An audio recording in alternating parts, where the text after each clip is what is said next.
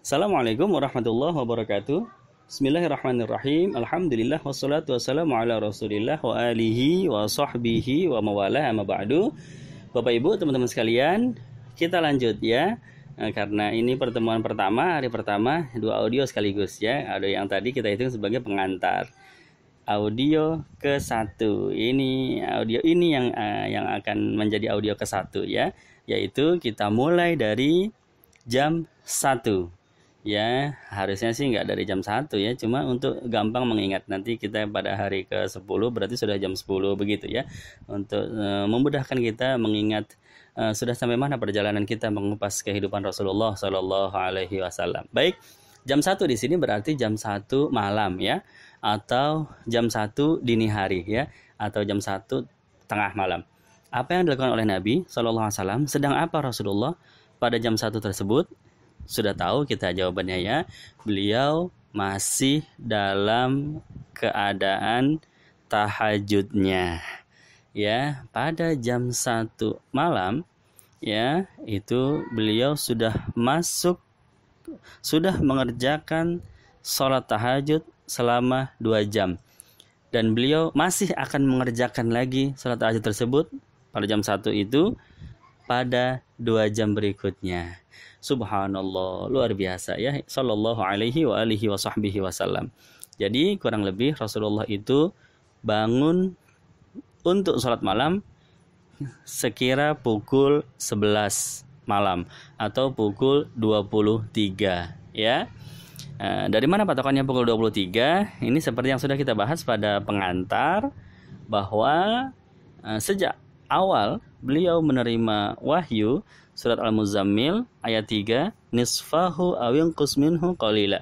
Ya, Allah perintahkan Nabi Shallallahu alaihi wasallam untuk bangun nisfahu pada pertengahan malam, setengahnya malam ya. Nah, kita sudah tahu ya, Nabi memang terbiasa bangun pada pertengahan malam. Cuma pertanyaannya, kalau ditarik menjadi zaman sekarang, ada jam di zaman sekarang, kira-kira jam berapa pertengahan malam itu? Bagaimana cara ngitungnya? Gampang ya. Orang Arab zaman dahulu menyebut malam itu ketika matahari terbenam atau waktu maghrib. Itu sudah dimulai disebut sebagai al-lail atau malam ya, sampai dengan waktu fajar ya, atau waktu subuh. Jadi dari maghrib sampai subuh itu disebut lail, malam ya. Subuh sudah disebut waktu pagi begitu. Nah, dari maghrib sampai subuh, kalau seandainya maghrib itu jam 6, kemudian jam 18 ya, kemudian subuh itu jam setengah 5, berarti waktu malam terjadi selama 10 jam setengah ya. Dari pukul 6 sore sampai pukul setengah 5 subuh itu 10 jam setengah. Itu panjangnya waktu malam. Maka pertengahan malam ya, ya, berarti 10 jam setengah dibagi 2 ya, 5,25 ya. Kita jalan aja dari jam 6 sampai 5 jam, 25 itu akan jatuh pada pukul 11 ya, 25. Jadi kurang lebih pukul 11 malam ya, antara 11 lewat 15 menit atau sekitar itu ya. Jadi kesimpulannya, Rasulullah SAW bangun pada pertengahan malam, berarti beliau terbiasa bangun pukul 11 dan kemudian melaksanakan salat tahajud sampai 4 jam berikutnya ya. Berhenti salat tahajud Nabi kurang lebih pada pukul 3 malam ya, atau pada pukul 3. Baik, kemudian bagaimana kebiasaan Nabi ketika salat tahajud tersebut ya? Pertama ya, Rasulullah SAW jumlah rakaat tahajudnya itu ada kalanya 11 atau 13 ya. Ini yang paling banyak beliau kerjakan, ya. Bisa 11, bisa 13, ya, terkadang 11. Sebagaimana yang diceritakan oleh Sayyidatuna Aisyah radhiyallahu anha, ya, istri beliau, melihat baginda Nabi SAW sholat, dihitung rakaatnya, oh ternyata 11, ya. Atau juga 13, sebagaimana diceritakan oleh Sayyidatuna Maimunah Ummul Mukminin, ya, radhiyallahu anha. Beliau juga melihat bagaimana tahajudnya Rasulullah, jumlah rakaatnya dihitung ternyata 13, ya. Jadi dominannya, mayoritasnya adalah 11 atau 13. Tetapi terkadang beliau juga mengerjakan lebih banyak dari jumlah tersebut atau lebih sedikit. Ya, bisa juga lebih sedikit kalau kebetulan beliau ingin membaca ayat-ayat yang panjang, surat-surat yang panjang, mungkin jatuhnya hanya 7 rakaat atau 9 rakaat, ya.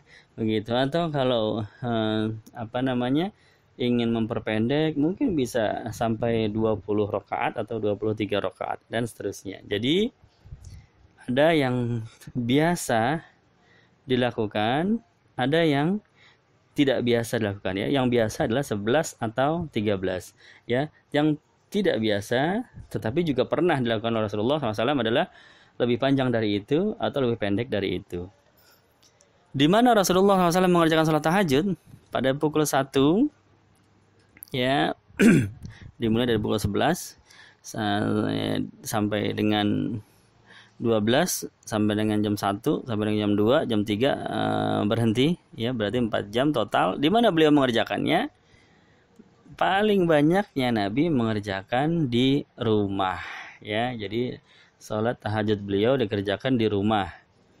Tetapi tidak jarang pula beliau mengerjakan di masjid, ya. Jadi beliau keluar ke masjid mengerjakan salat tahajud di masjid, ya. Nanti satu waktu saja, sekali-sekali saja beliau mengerjakan ke masjid. Tapi mayoritasnya, seringnya dikerjakan di dalam rumahnya. Jadi di kamar Rasulullah SAW beliau punya tempat khusus untuk melaksanakan sholat. Jadi di situ-situ aja sholatnya, ya, nggak pindah-pindah ke ruang tamu, ya, nggak pindah ke tempat lain, ya, hanya di sudut itu saja, ya. Baik. Jadi beliau terkadang mengerjakan tahajud di masjid sehingga sahabat bisa melihat tahajud beliau, ya.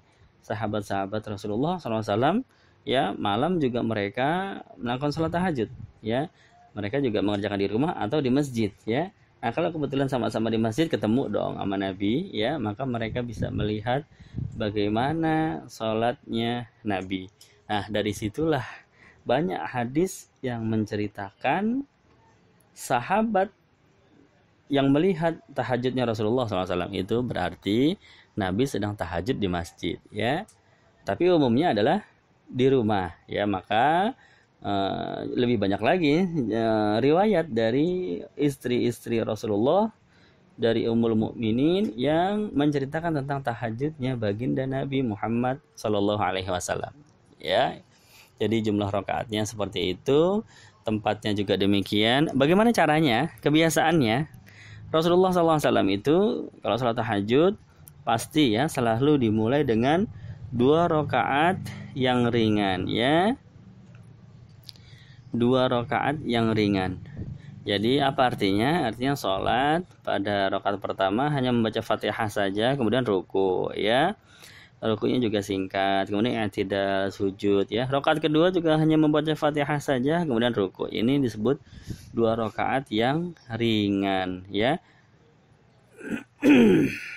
Raka'ataini khafifatain, ya, 2 rakaat yang ringan. Itu selalu bangun tidur tidak langsung mengerjakan 2 rakaat yang panjang. Pasti dibuka dengan 2 rakaat yang ringan.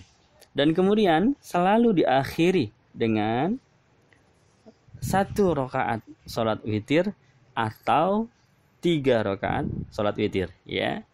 Jadi terkadang 1, terkadang 3, ya.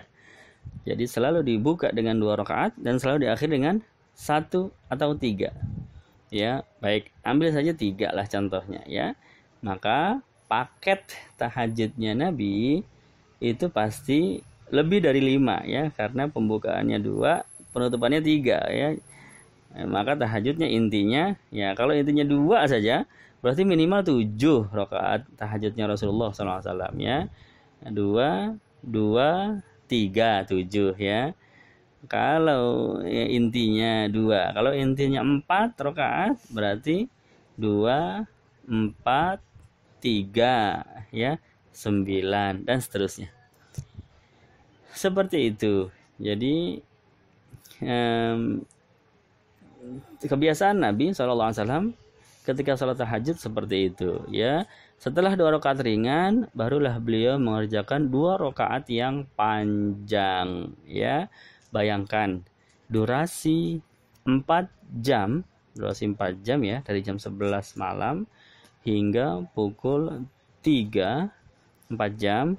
Kalau seandainya beliau mengerjakan tahajud pada saat itu 9 rakaat, berarti 2 yang ringan, 3 sebagai penutup ya, 3-nya juga ringan ya, salat witirnya penutup.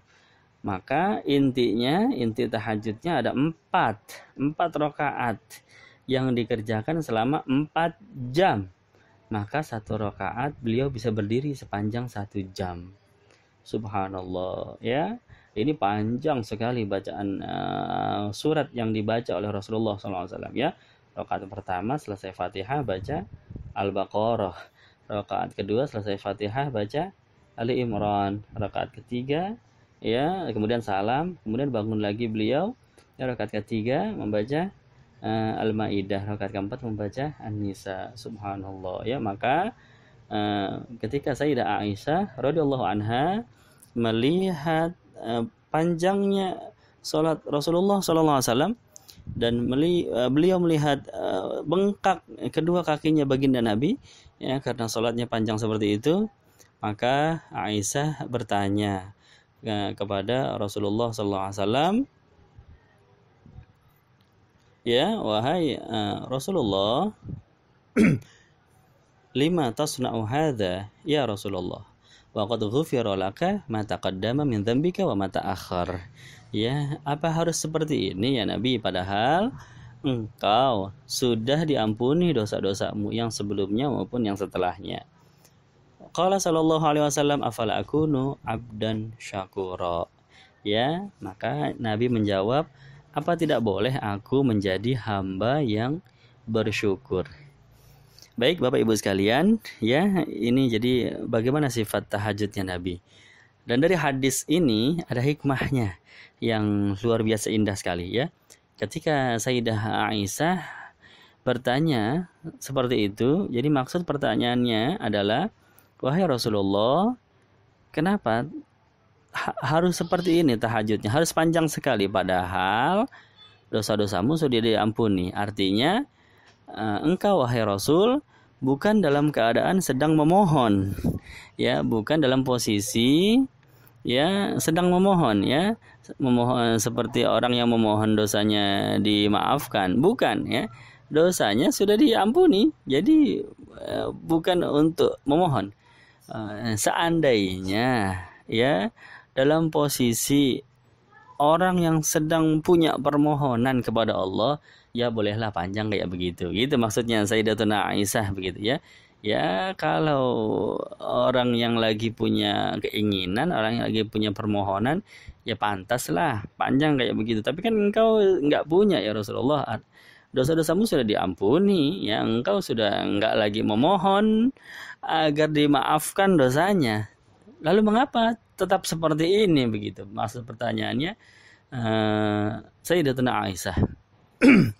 Maka dijawab oleh Rasulullah Shallallahu Alaihi Wasallam, afala akunu abdan syakura.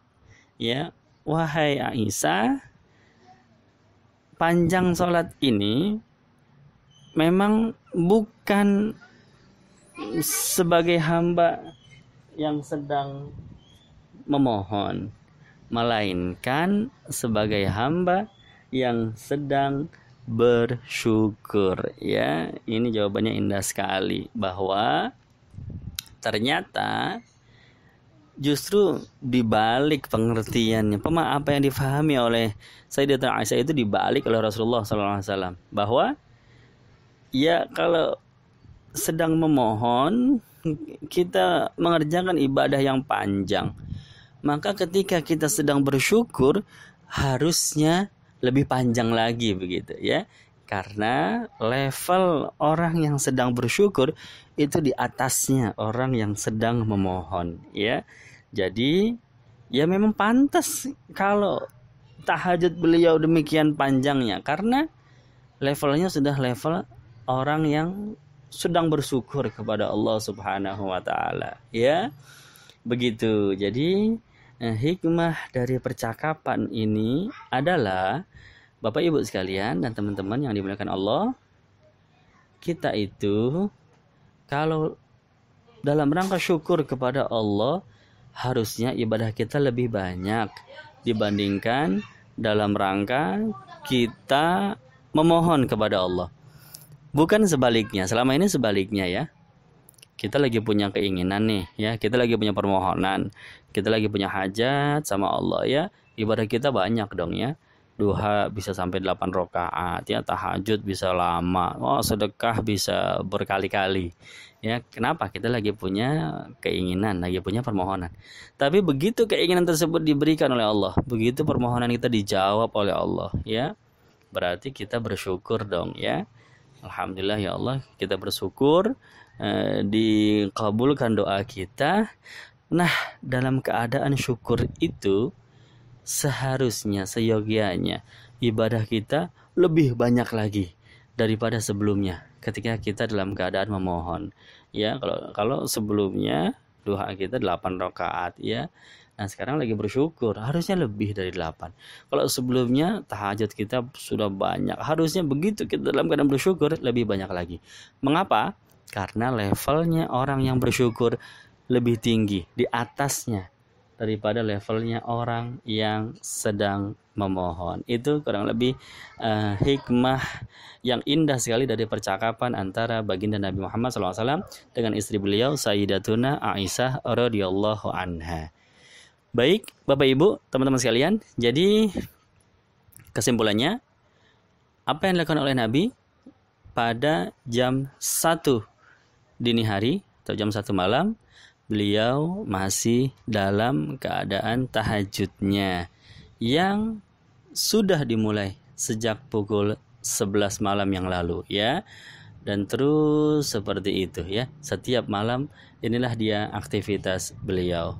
Insyaallah besok kita lanjutkan kembali. Hari kedua kita bahas apa yang dilakukan oleh Nabi pada jam 2. Insyaallah ya, mudah-mudahan ada keberkahan bagi kita semua. Billahi taufiq wal hidayah. Wassalamualaikum warahmatullahi wabarakatuh.